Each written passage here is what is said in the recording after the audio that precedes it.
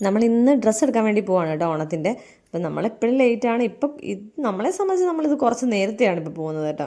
നമ്മളെല്ലാ പ്രാവശ്യവും ഒരുപാട് ലേറ്റായിട്ടാണ് പോകുന്നത്.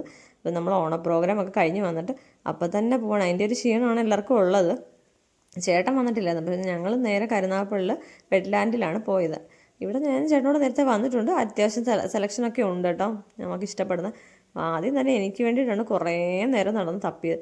ആദ്യം ഞാൻ കോഡ് സെറ്റ് നോക്കി, പിന്നെ ഞാൻ ചുരിദാറായിട്ട് നോക്കി, അതൊന്നും എനിക്ക് അങ്ങോട്ട് പിടിച്ചില്ല. പിന്നെ സെപ്പറേറ്റ് ടോപ്പ് നോക്കി, അതും പിടിച്ചില്ല. അത്രയും നമ്മുടെ ഷിഫോൺ ടൈപ്പ് നോക്കി. പിന്നെ ഞാൻ അല്ലാണ്ട് കോട്ടനും അങ്ങനെയൊക്കെ ഉള്ള മെറ്റീരിയലിന് അത് അവിടെ പോയിട്ടപ്പോഴാണ് എനിക്ക് കറക്റ്റ് കിട്ടിയത് കേട്ടോ, എനിക്ക് ഇഷ്ടപ്പെട്ട ടോപ്പൊക്കെ കിട്ടിയത്. അപ്പോൾ എൻ്റെ കഴിഞ്ഞിട്ട് നേരെ കാശിക്കുട്ടനെ സെലക്ട് ചെയ്യാൻ വേണ്ടിയിട്ടാണ് പോയത്. അത് ഒരുമാതിരി സെലക്ഷനായിപ്പോയി.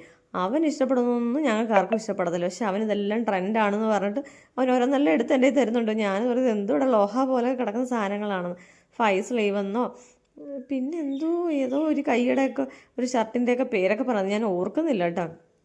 അങ്ങനെ പാൻറ്റൊക്കെ എടുത്ത് അതിന് ബാഗിയൊക്കെയാണ് പറഞ്ഞത്. അപ്പോൾ ഇപ്പോൾ പോക്കറ്റ് ഇല്ലാത്തതാണ് ഫാഷൻ എന്നൊക്കെ പറഞ്ഞ് കുറേ നേരം തപ്പി.